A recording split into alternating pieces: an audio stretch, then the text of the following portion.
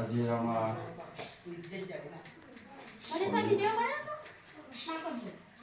শ্ৰীযুত বাসগৃহত সমবেত হোৱা আমাৰ নাগৰিক ব্যৱসায় আমাৰ এই কলনীৰ সকলো আই মাতৃৰ লগতে আমাৰ এই অঞ্চলৰে ৰাইজ আৰু তেখেতৰ ঘৰ গৃহস্থ সদস্যবৰ্গ আৰু অনিল বড়ো ডাঙৰীয়া, আজি আমি সকলোৱে জ্ঞাত মিষ্টাৰ অনিল বড়ো মহোদয়ে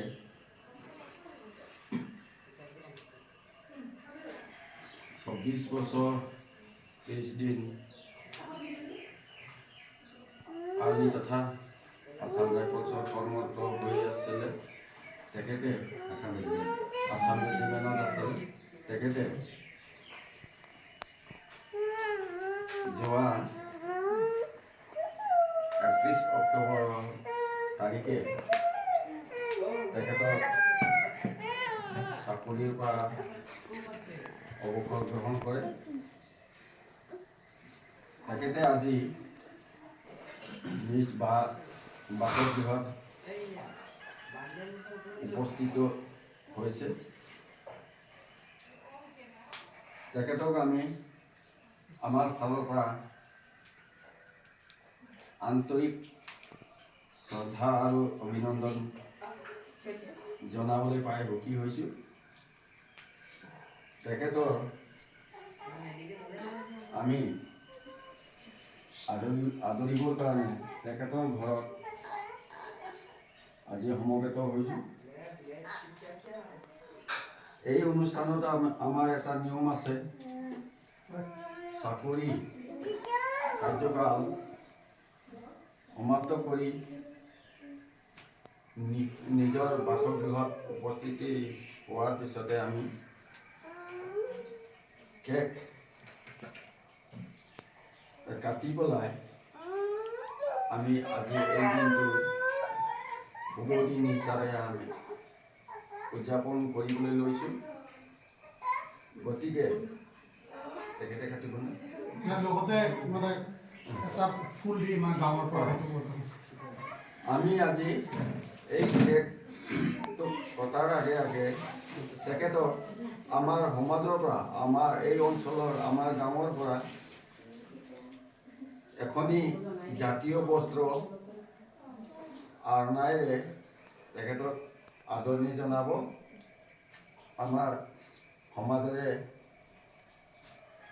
শ্ৰীযুক্তা প্ৰণীতা বাগলাৰী মহোদয়ে তেখেতক আদৰিবৰ কাৰণে অনুৰোধ জনাব।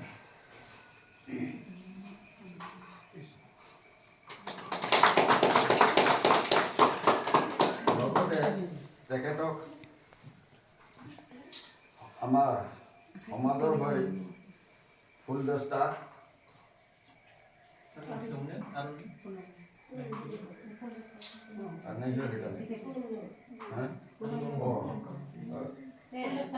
ক্ষমা কৰিব, ফুলদস্তা অৰ্পণ কৰিব পঞ্চমী বসুমতাৰীয়ে।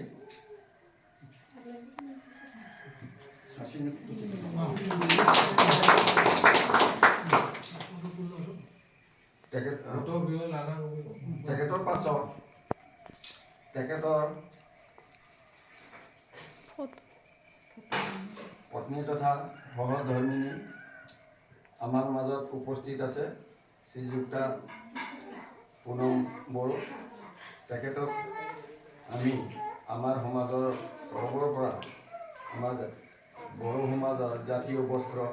এখনি আৰনাইৰে সম্বৰ্ধনা জনাব শ্ৰীযুক্তা মণিকা বসুমতাৰী।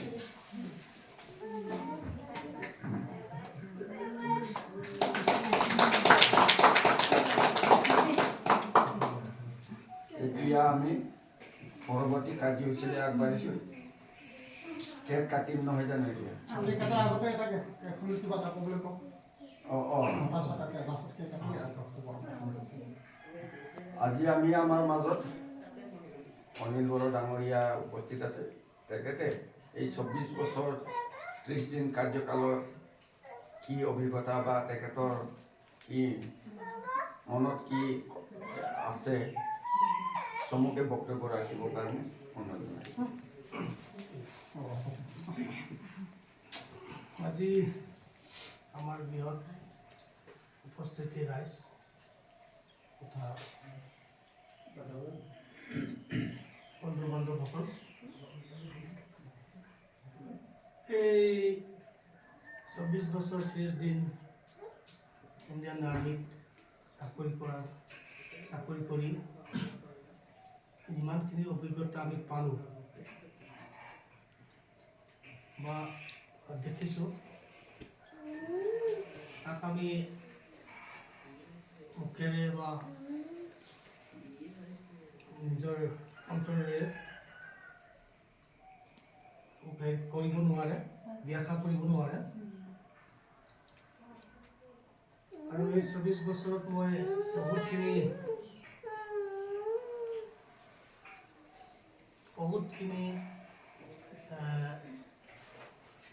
বহুতখিনি জাগা ঘূৰিলোঁ আৰু বহুতখিনি কথাও গম পালোঁ আৰু 24 বছৰ মই বহুত সংঘাতো পালোঁ বহুত কিচিমৰ সংঘাত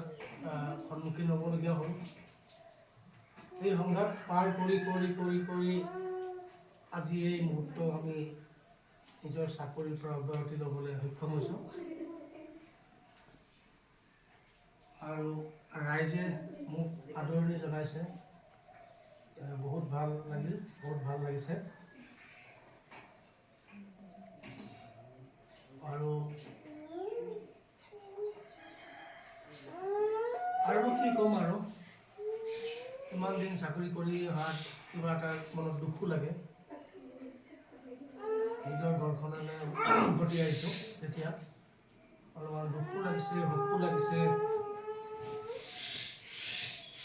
এতিয়া ভৱিষ্যতে কি কৰিম চিভিল লাইফত কি হ'ব ফৌজৰ লাইফত কি আছিলে তেতিয়া চিভিলৰ লগত কেনেকৈ থাকিম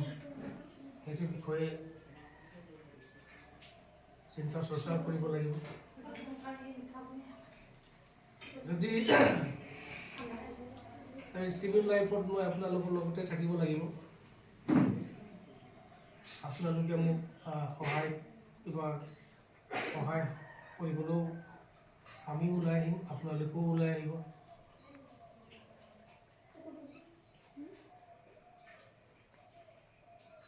এনেকুৱা এটা মুহূৰ্ত আহিব পাৰে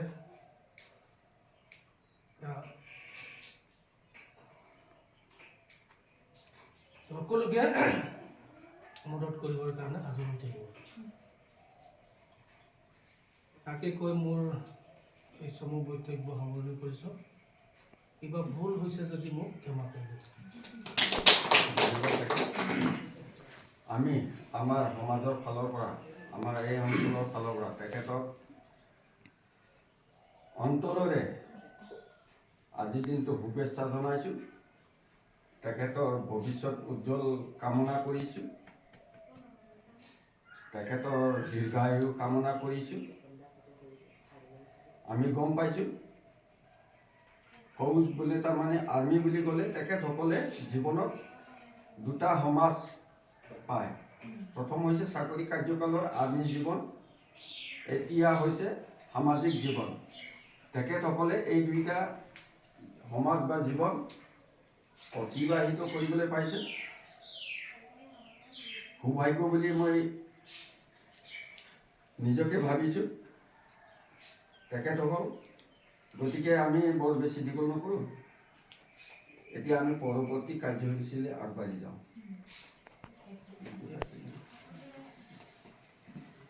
जय अनिल बोरानी जय अनिल बोरानी जय नखरा गाहमे मुनफि नाइनी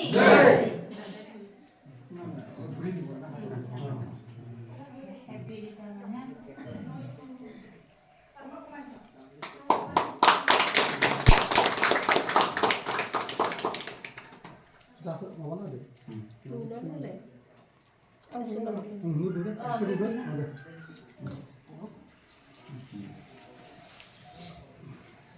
ভগৱান না ডাঙৰটো মোক নাই খাওঁলে শুনাও খাওঁলে শুনাও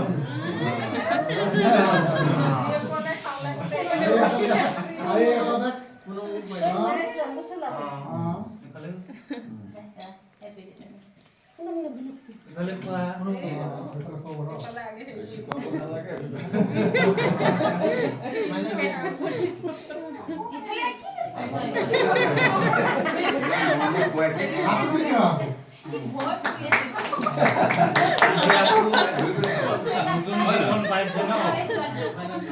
আজিৰ ক্ৰীমটো বেলেগ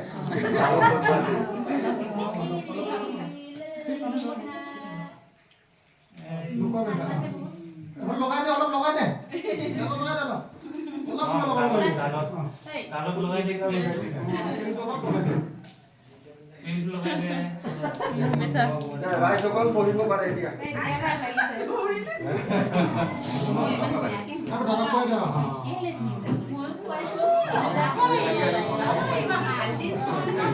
ঘৰত অকলে থাকে ফেচিয়েল কৰিবলৈ সময় নাপায়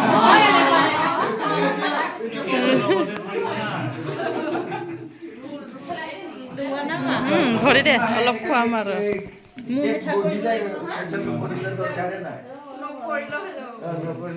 আমাৰ সভাপতি ইফালে এটা চাই আছে তাকো দে কেকটো কাটি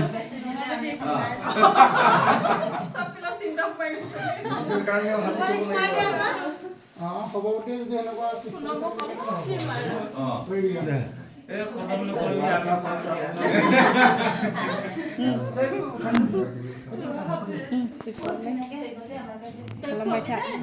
বৰষুণটো নিপিত ভাল হয় বৰষুণ লাট মাৰি ফুৰি আছে ইফালে এই ওলোৱা সময়ত বৰষুণটো একো নাই শুভ কামত ভালে কৰিব লাগে বৰষুণটো ভালে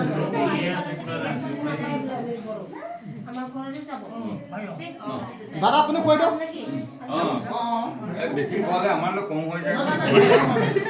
ভয় থাকিব নালাগে আৰু নহয় আছে নহয় চিন্তা নহয় অসমত আৰু এটা আনি চিন্তা কৰিব নালাগে ঐ এই লাগি থকা অনিল নাখাব আৰু খাব লাগিব খাব লাগিব পাৰিলে একো নাই কেৰেলা কালি কাটি কিনে ওলাই দিছোঁ আমি লাষ্টত এই দাঁত কাগজ দিছিলে তলত দাঁত কাগজ